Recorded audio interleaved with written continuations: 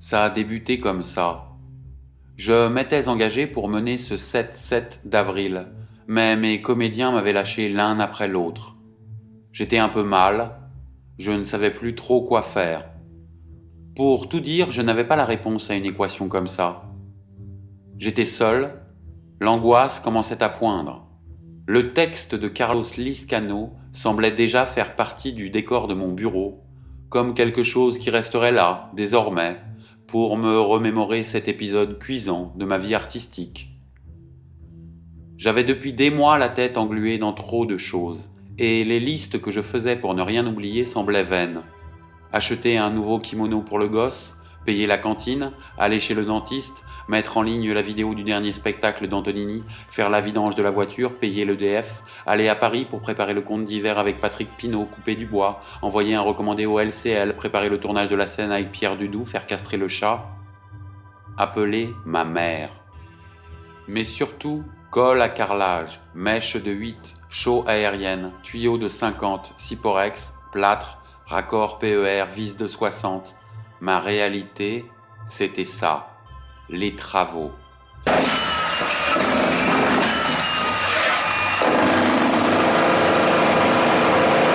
Des travaux avec un X majuscule, des travaux de dingue dans la ferme qu'on venait d'acheter près de Cahors, mais personne ne sait très bien où c'est, Cahors. On était fin mars et je me sentais loin, bien loin des affres de la création, prêt à rien et vulnérable à tout. Et puis on m'a parlé de ce type, Romain Moretto. Ça sonnait bien, Moretto, comme un nom promis à un grand avenir, la une de Télérama et des pleines pages dans la terrasse. Je me suis décidé à le contacter. On était à quelques jours seulement du 1er avril. On verrait bien. Je n'avais pas grand-chose à perdre. J'ai tout de suite senti qu'il était dans une autre réalité, Romain Moretto. Une réalité qui devait ressembler à la mienne, mais d'il y a quelques années, moi, artistouille parisien, super créatif, pas de gosse, pas de chat, pas de chien. Je l'imaginais comme ça, moi, Romain Moretto. Comme moi avant, mais en bien mieux. Un artiste dijonnais un peu dandy, plutôt beau gosse, le mec sympa pro avec une mèche, un art press sous le bras, demain à Berlin, hier à un festival de musiques actuelles. Et ça me ramenait à mes choix de vie, ferme à rénover dans la Cambrousse, avec un gosse à gérer qui ne s'intéressait pas trop aux travaux, si ce n'est à certains outils.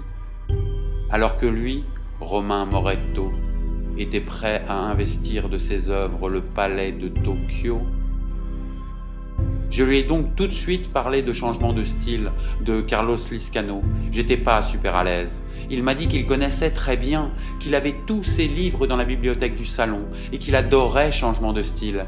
Il m'a dit qu'il ne savait pas dire non de toute façon, même s'il était très occupé par des retouches sur sa dernière toile et qu'il effectuait des aménagements dans son nouveau loft du centre-ville. Je lui ai dit que moi aussi je faisais des petits travaux à la campagne, mais je réfrénais mon envie de lui parler bricole en lui disant que je travaillais surtout sur le Lizcano, que je commençais à avoir des idées assez précises de quoi faire de ce texte. Il m'a lâché un « on verra » que j'ai pas trop aimé. Rendez-vous était pris à Dijon, le 1er avril, rue de Charlie Chaplin. Tout ça sonnait étrange, comme s'il ne fallait pas croire que la mayonnaise pouvait prendre. Car je ne savais pas trop quoi penser de lui, Romain Moretto, après cette conversation. J'étais somme toute impatient de voir la tête qu'il avait. La tête, c'est important.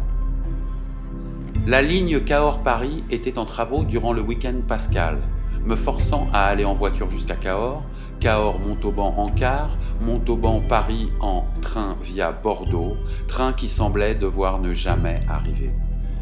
Puis bus de Montparnasse à Gare de Lyon, et enfin Dijonville. Le matin même, Dieu sait qui m'avait volé 1 heure que je ne retrouverai jamais. Ça se rapprochait plus du chemin de croix que de ma résurrection artistique, cette histoire. Car je la sentais difficile, la bascule, le grand écart maçon-artiste. J'avais du mal à me sortir de la tête l'image du sac rouge bricot dépôt qui hantait mes nuits. Je le voyais comme l'œuvre parfaite, le sac rouge bricot dépôt. Il me paraissait plus essentiel que Magritte et sa pipe.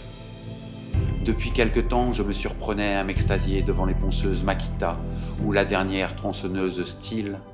Les catalogues de Point P et autres Monsieur Bricolage avaient remplacé les livres de Stanislavski et de Sophie Calle.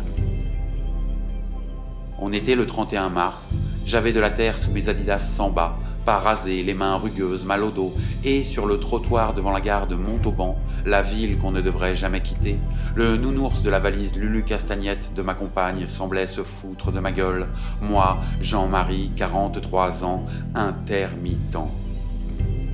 J'aime répondre ça quand on me demande mon métier. Intermittent. Ça sonne bien, ne pas ajouter du spectacle, surtout pas à Cahors en tout cas, ni à Carcassonne ou Perpignan. À Dijon peut-être. On verra bien. Donc moi, Jean-Marie, intermittent tout seul, mal au dos, mal à la tête, mal à penser, et puis il pleuvait, alors que le printemps était arrivé, non ? Et ce Romain Moretto qui commençait à m'obséder. J'essayais de mettre sur cette voie un style, une tête. J'en arrivais à l'envisager divin.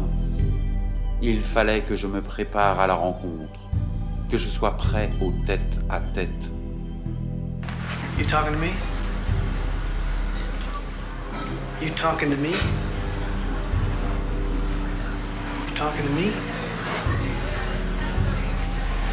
Then who the hell else are you talking? Talking to me? Well, I'm the only one here. Who the fuck do you think you're talking to? Oh yeah? Huh? Okay. Huh? J'avais tout ça dans la tête et je ne me préoccupais guère de l'atmosphère cocasse qui régnait dans le train quand le téléphone a sonné au beau milieu de la voiture deuxième classe Agen-Bordeaux. C'était ma mère. J'hésitais à répondre, d'autant que la photo de l'appelant, ma mère donc, épousait à merveille le reflet de ma propre tête dans mon mobile. Et je ne pouvais pas épouser ma mère, ça n'avait pas de sens. J'y voyais une raison importante pour ne pas décrocher, ne pas ajouter du grain à moudre dans ma tête qui semblait bien trop pleine, avec une conversation avec ma mère. J'ai éteint mon téléphone, j'ai fermé les yeux et je me suis concentré sur l'air qui rentre et sort de ma tête. Trouver le calme à défaut de luxe et volupté. Ne plus penser au sac rouge Brico Dépôt. Ne plus prendre le son du TGV pour le bruit du marteau-piqueur.